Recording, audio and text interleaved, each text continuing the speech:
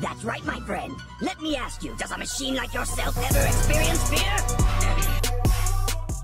Yo, what's up everybody? It's me, Ventus SGN with Dragon Ball XenoVerse, and as you can tell from the title, the Goku v Superman screw attack video. And I've watched the other commentaries on it, and I've heard what people have to say, and I do agree with this one video. I forgot who the YouTuber was, and he said, oh yeah, by the way, this is me versus my friend Ace the Days, who I secretly believe is actor Kyle Massey.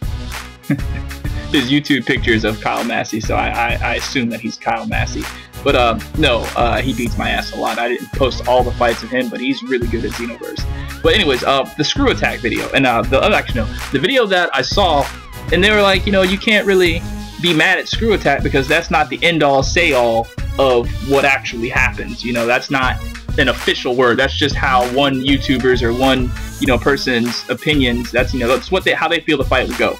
And I totally agree with that. But at the same time, I feel like I gotta weigh in because I watched it hella late. I know that many people have watched it and many people have given their opinions, like rhyme styles and whatnot. Ooh, that was amazing. Stun, Kamehameha. Alright, so anyways, what I gotta say about that is this. I think it's complete crap. And not because I'm a Dragon Ball Z over DC Comics fan, because I like both DC and Dragon Ball. I think that one, you really can't compare the two because they're in two different realms. And two, the argument that they gave, and I hate to, actually I do love to argue at this point. It was complete and utter just, I don't know, bro. The argument that they gave was that Superman's power was limitless, and Goku, his ability is to break limits. Alright, now I get that. I get all the logic that they said, and I agree with all their logic. I really do agree with all their logic.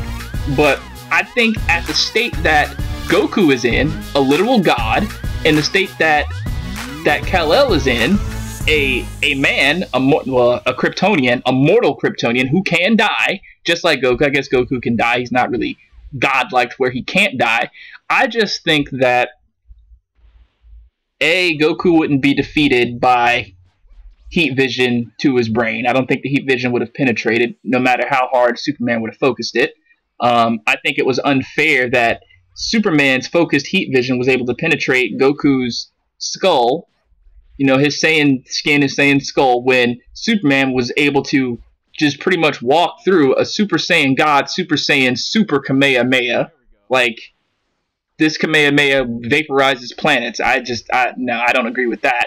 And they say that Superman has no limits. Now, if that is true, and they brought this fact up in the video, I'm going to go ahead and just cite Doomsday. I'm going to cite Doomsday. I didn't read the comic book, but I read a book that was based on the comic books by the Superman, you know, they just extrapolate. I don't know. It was called Death and Life of Superman, and it was just a comic book in a hardback book form. And I read this dozens of times because I really liked the book. I thought it was really awesome.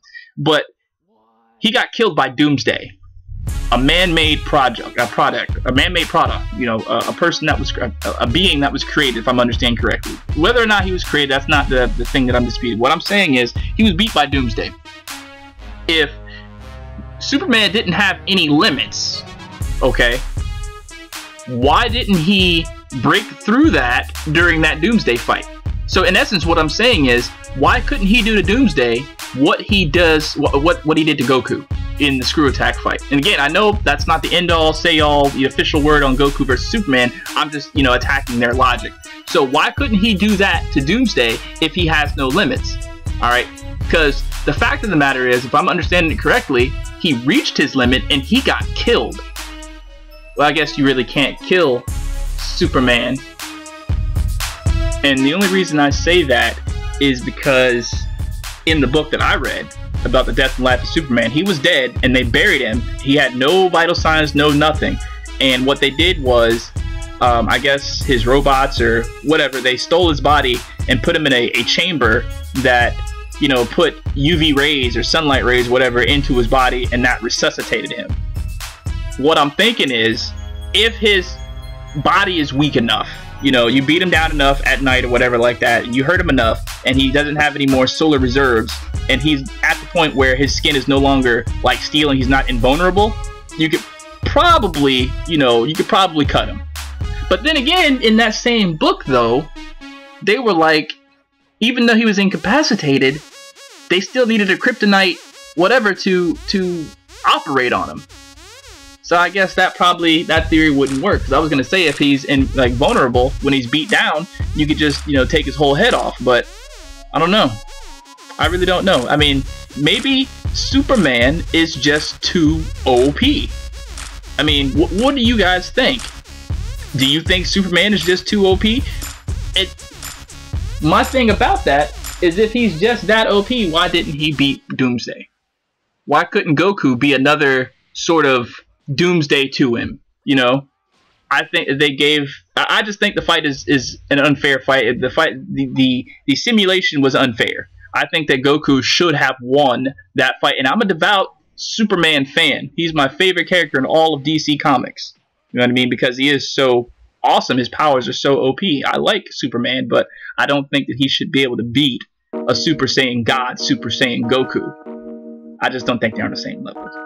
Comment your thoughts, please. Until next time, I'm out. Bye, guys.